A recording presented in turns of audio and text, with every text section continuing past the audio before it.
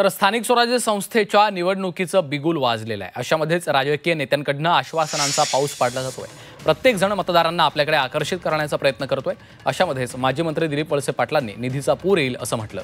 मंचर नगर पंचायतीचा नगराध्यक्ष आणि नगरसेवक पदाचे सर्व उमेदवार भरघोस मतांनी निवडून द्या, मग मंचरमध्ये विकास निधीचा पूर वाहिल्याशिवाय राहणार नसल्याचं वळसे पाटील यांनी म्हटलेलं आहे।